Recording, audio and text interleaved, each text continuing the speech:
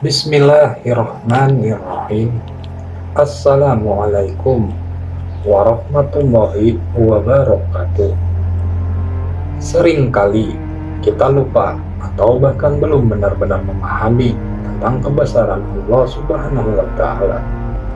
Allah adalah Sang Pencipta yang tidak hanya menciptakan alam semesta ini dengan segala isinya, tetapi juga mengatur dan mengawasi setiap detail yang terjadi di dalamnya. Coba bayangkan, Allah Subhanahu wa Ta'ala telah menciptakan segala sesuatu, baik yang bisa kita lihat maupun yang tersembunyi dari penglihatan kita, di langit yang tinggi, di bumi yang luas, hingga ke dasar lautan yang terdalam. Dalam sebuah ayat yang sangat mulia, pada surat Al-An'am ayat 59, Allah memperkenalkan dirinya dengan cara yang begitu menggetarkan hati. Bayangkanlah, tidak ada satupun daun yang jatuh dari pohonnya tanpa sepengetahuannya. Allah mengetahui dari pohon mana daun itu berasal, berapa kali ia digoyangkan oleh angin sebelum akhirnya jatuh ke tanah, dan Allah mengetahui di sisi di mana tepatnya ia akan mendarat. Setiap detail tersebut telah Allah ketahui jauh sebelum daun itu tumbuh, dan bahkan sebelum ia jatuh ke tanah. Tidak ada biji yang basah atau kering yang tertanam di dalam bumi, kecuali semuanya sudah tercatat dengan rapi di Lauhil Mahfuz. Allah itu Maha Halus atau Al-Latif. Dia mengerti dan mengawasi setiap perkara dengan kelembutannya yang tak terbandingkan. Dia Maha Melihat atau Al-Basir, memantau segala yang terjadi di alam semesta ini, baik yang tampak maupun yang tersembunyi. Allah juga Maha Kuasa atau Al-Qadir. Tidak ada satupun kejadian, baik yang besar maupun yang kecil, yang terjadi tanpa kehendaknya. Dalam Islam, iman memiliki tingkatan yang perlu kita pahami secara mendalam. Ketika seseorang hanya mengerjakan rukun Islam saja, seperti sholat, zakat, puasa Ramadan, dan haji, maka ia telah menjadi seorang muslim.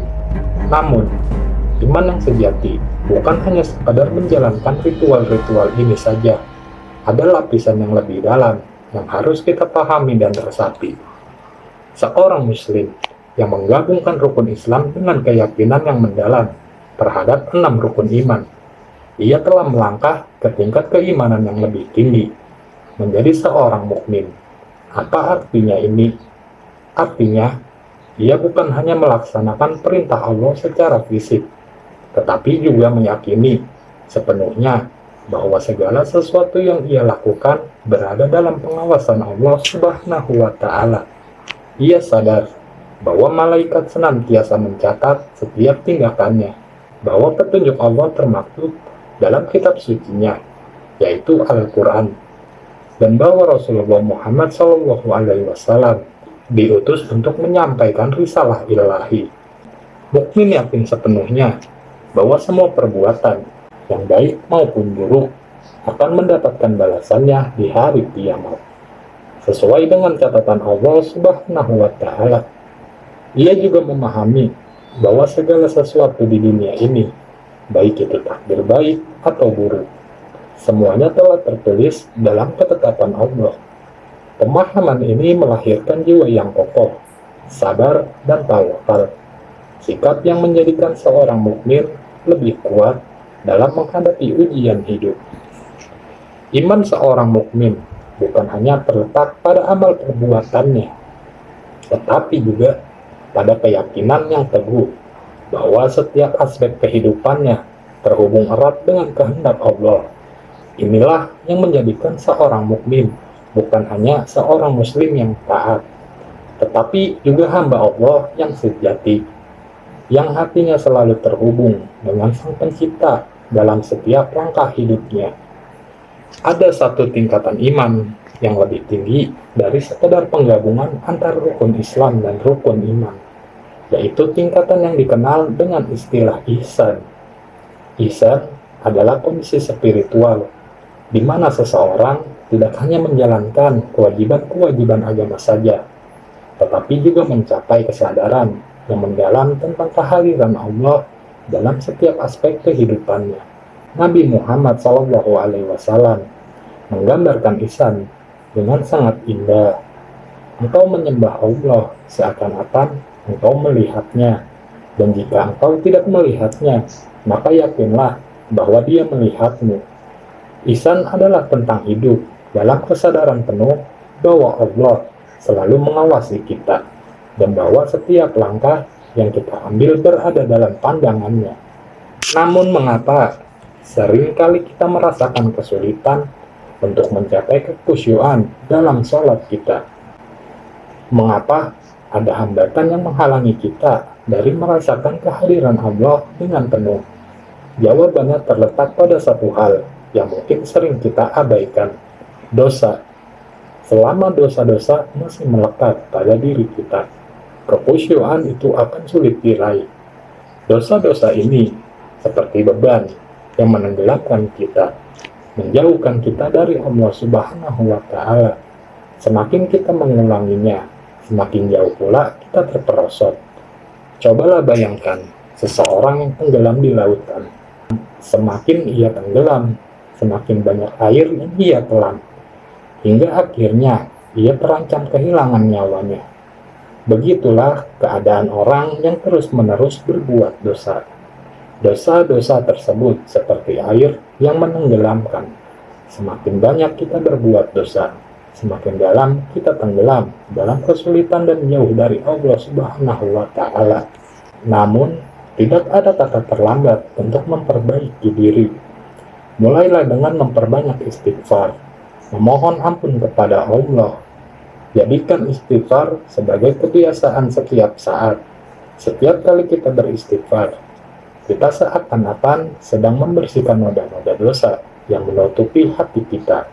Dengan demikian, sedikit demi sedikit, kita akan mulai merasakan kembali kedekatan dengan Allah. Dan kekhusyuan dalam sholat pun akan semakin mudah kita capai. Sahabat Nabi yang mulia, Abdullah bin Umar radhiyallahu anhuma adalah sosok yang luar biasa dalam menjaga dan meneladani sunnah Nabi Muhammad Shallallahu Alaihi Wasallam. Bukan hanya dalam hal-hal besar, tetapi bahkan dalam detail-detail kecil yang mungkin tampak sepele bagi orang lain. Abdullah bin Umar dikenal sebagai sahabat yang sangat teliti dalam meniru setiap tindakan Nabi, termasuk dalam hal-hal yang mungkin kita anggap remeh. Suatu hari, pada saat itu, Nabi Muhammad SAW telah wafat.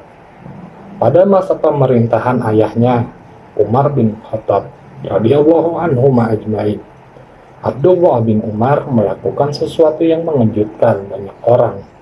Ia menghentikan perjalanan 70 khalifah haji yang sedang menuju Mekah.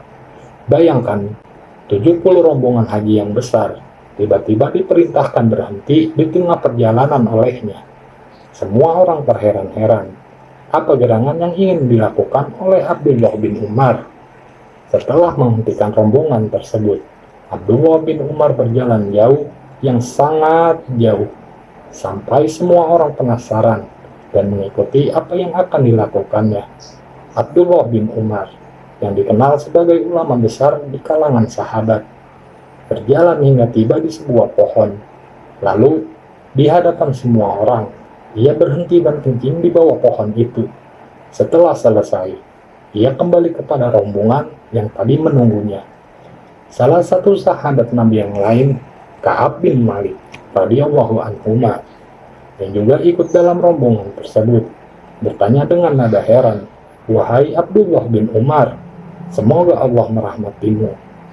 Apakah engkau menghentikan kami hanya untuk menyaksikanmu kencing di bawah pohon ini?" Jawaban Abdullah bin Umar sangat tegas dan jelas, "Iya, benar." Lalu ia menjelaskan alasannya, "Karena ketika aku melakukan haji bersama Nabi Shallallahu Alaihi Wasallam, beliau pernah berhenti di tempat ini dan kencing di bawah pohon yang sama. Maka aku ingin menunjukkan kepada kalian bahwa inilah tempat di mana Nabi Shallallahu Alaihi Wasallam pernah kencing." Kisah ini mungkin terlihat sederhana, tetapi ia menyimpan pelajaran yang sangat mendalam tentang cinta dan penghormatan yang luar biasa dari Abdullah bin Umar terhadap Nabi Shallallahu Alaihi Wasallam. Ia begitu menghargai setiap langkah dan tindakan Nabi, bahkan sampai pada detail yang mungkin tampak tidak penting bagi kita.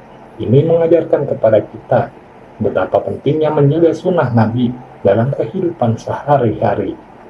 Tidak hanya dalam hal-hal besar, tetapi juga dalam perkara kecil yang seringkali kita abaikan. Apa yang dilakukan oleh Abdullah bin Umar menunjukkan bahwa keteladanan Nabi Muhammad SAW bukan sekedar teori, tetapi harus diterapkan dalam tindakan nyata. Bahkan dalam hal-hal yang tampak remeh, betapa kita sebagai umat Islam perlu meneladani semangat ini untuk menghargai dan menjalankan sunnah Nabi dengan penuh kecintaan, ketelitian, dan ketekunan. Abdullah bin Umar, seorang sahabat Nabi yang dikenal karena ketelitiannya dalam meneladani sunnah, pernah mengungkapkan pengalaman pribadinya yang sangat mendalam, yang mungkin dapat menjadi renungan bagi kita semua. Pada suatu hari, beliau mengakui bahwa pernah melakukan dosa yang mungkin tampak kecil di matanya saat itu. Beliau tidak menjelaskan secara detail apa dosa tersebut, tetapi yang jelas, itu adalah sesuatu yang dianggapnya sepele. Namun, dosa kecil itu ternyata memiliki konsekuensi yang besar dalam kehidupannya. Abdullah bin Umar berkata bahwa karena dosa tersebut, Allah Subhanahu wa Ta'ala mengharamkan dirinya dari melaksanakan salat subuh berjamaah selama sebulan penuh. Ini adalah peringatan yang sangat keras baginya, bahwa bahkan pelanggaran yang terlihat kecil bisa membuat dampak yang besar terhadap hubungan kita dengan Allah. Bayangkan, seorang sahabat yang begitu mulia, yang sangat menjaga sunnah Nabi, ternyata bisa merasakan akibat dari dosa kecil hingga terhalang dari ibadah yang sangat dicintainya. Abdullah bin Umar bahkan menekankan bahwa jika di antara kita ada yang tanpa sadar atau sering kebablasan tidur hingga melewatkan salat subuh berjamaah, bisa jadi itu adalah akibat dari dosa-dosa yang kita anggap remeh. Pengalaman ini mengajarkan kita betapa pentingnya menjaga hati dan perbuatan kita. Bahkan dalam hal-hal kecil, seringkali kita mengabaikan kesalahan-kesalahan kecil, menganggapnya tidak signifikan. Namun, dosa kecil ini bisa menjadi penghalang besar dalam ibadah kita dan bisa membuat kita terjauhkan dari rahmat Allah Subhanahu wa Ta'ala. Kisah Abdullah bin Umar ini seharusnya menjadi refleksi bagi kita semua betapa pentingnya untuk selalu introspeksi diri dan memohon ampunan kepada Allah Subhanahu wa Ta'ala, bahkan untuk hal-hal yang mungkin kita anggap sepele. Allah Maha mengetahui dan Maha adil. Tidak ada dosa yang terlalu kecil untuk diabaikan. Setiap tindakan kita, sekecil apapun, memiliki konsekuensinya, dan kesadaran akan hal ini harus membuat kita lebih berhati-hati dalam setiap langkah dan pilihan yang kita ambil. Di antara para sahabat dan ulama salaf, ada sebuah kesadaran mendalam yang seringkali kita abaikan dalam kehidupan sehari-hari. Mereka memiliki kemampuan untuk membaca tanda-tanda dalam kehidupan mereka dengan cara yang sangat peka. Ketika terjadi perubahan dalam hubungan mereka dengan pasangan, anak-anak, atau bahkan dalam hal-hal kecil seperti kendaraan yang tiba-tiba bermasalah, mereka segera menyadari bahwa ada sesuatu yang tidak beres dalam hubungan mereka dengan Allah Subhanahu wa Ta'ala. Para sahabat dan ulama ini berkata, "Kami tahu atau saya menyadari bahwa perubahan ini terjadi karena ada dosa yang saya lakukan." Mereka begitu peka terhadap hubungannya dengan Allah, sehingga ketika pasangan mereka menjadi marah-marah tanpa alasan, atau anak-anak mereka mulai bertingkah, Mereka langsung merenung dan mencari-cari di mana letak kesalahan mereka kepada Allah Subhanahu wa Ta'ala. Mereka sadar bahwa perubahan negatif dalam lingkungan mereka, apakah itu suami yang tiba-tiba mudah marah, istri yang membuat masalah, atau anak-anak yang berulah, merupakan cerminan dari dosa-dosa yang mungkin telah mereka lakukan. Bahkan, masalah kecil seperti kendaraan yang mogok atau kuda yang sulit dikendalikan dipandang sebagai tanda bahwa ada yang tidak beres dalam hubungan mereka dengan Sang Pencipta. Betapa luar biasanya kepekaan mereka dalam menjaga hubungannya dengan Allah Subhanahu wa Ta'ala. Setiap hal yang terjadi dalam hidup mereka, sekecil apapun, dijadikan bahan introspeksi. Mereka selalu berusaha mencari di mana kesalahan mereka dan segera memperbaikinya. Ini adalah pelajaran penting bagi kita, bahwa setiap masalah yang kita hadapi, besar atau kecil, bisa jadi merupakan peringatan dari Allah agar kita segera kembali dan memperbaiki diri. Mungkin kita seringkali mengabaikan tanda-tanda kecil ini. Kita menganggapnya sebagai kebetulan atau hal biasa yang terjadi dalam kehidupan. Namun, para sahabat dan ulama salaf mengajarkan kita untuk lebih peka dalam menyadari bahwa tidak ada yang terjadi tanpa alasan. Setiap gangguan, setiap ketidaknyamanan bisa jadi adalah tanda bahwa kita perlu memperbaiki hubungan kita dengan Allah Subhanahu wa Ta'ala. Dalam sebuah hadis yang disampaikan oleh Nabi Muhammad SAW, disebutkan bahwa seorang mukmin yang melakukan dosa kecil sekalipun akan merasakan seperti sedang memikul beban gunung yang berat di punggungnya. Sementara itu, seorang yang munafik, meskipun melakukan dosa besar, hanya akan merasakannya seperti lalat yang hinggap di hidung, lalu dengan mudah diusir begitu saja. Hal ini menggambarkan betapa sensitifnya hati seorang mukmin terhadap dosa. Sekecil apapun itu, sebaliknya, hati seorang munafik begitu tumpul, sehingga dosa besar pun terasa ringan baginya. Kunci untuk mendekatkan diri kepada Allah Subhanahu wa Ta'ala terletak pada kemampuan kita untuk memaksakan diri dalam ibadah dan meninggalkan dosa. Ya, ibadah itu harus dipaksakan, dan meninggalkan dosa itu juga harus dipaksakan. Jiwa kita seringkali perlu dicambuk dengan ilmu dan keimanan. Dari sini, kita harus berkomitmen untuk memulai kebiasaan yang baik. Misalnya dengan memastikan kita selalu salat tepat waktu di masjid. Jangan biarkan diri kita tertinggal, apapun konsekuensinya. Paksa diri kita untuk konsisten. Ketika sesuatu sudah menjadi kebiasaan, ia akan terjadi ringan dan otomatis dilakukan. Namun, jika kita kendor dan hanya melakukan sesekali, maka semangat itu akan luntur seperti biasanya. Begitu juga dengan dosa, paksa diri kita untuk meninggalkannya. Ketika melihat sesuatu yang haram, cobalah untuk menundukkan pandangan. Jika ada keinginan untuk membeli sesuatu yang tidak bermanfaat atau bahkan merugikan, tahanlah diri kita.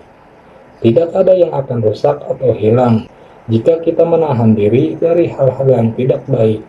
Misalnya, tangan kita tidak akan putus jika kita tidak membeli DVD atau menonton film yang tidak bermanfaat. Kuping kita juga tidak akan copot jika kita tidak mendengarkan musik yang tidak membawa kebaikan. Alihkan perhatian kita kepada Al-Quran. Dan jika setan menggoda, lawan dengan tegas. Jangan biarkan iman kita rapuh seperti kerupuk yang mudah hancur hanya dengan sedikit tekanan. Sampai kapan kita akan terus lalai dalam mendekatkan diri kepada Allah Subhanahu wa Ta'ala? Sementara iman kita terus melemah, kita harus memperkuatnya dengan mendekat kepadanya secara konsisten. Para ulama mengatakan bahwa kenikmatan iman akan terus dirasakan oleh seorang hamba selama ia terus-menerus mendeteksi dan mengevaluasi dirinya sendiri. Setiap detik, Ia bertanya pada dirinya sendiri, apakah ini sudah taat? Apakah ini sudah menjauhi maksiat? Itulah cara yang seharusnya kita jalani. Mulailah dari diri kita sendiri dengan cara memaksakan diri untuk taat. Tidak ada pilihan lain, teman-teman. Kita harus memaksakan diri untuk berubah dan mendekatkan diri kepada Allah Subhanahu wa Ta'ala. Wallahu a'lam bishawab. Wassalamualaikum warahmatullahi wabarakatuh.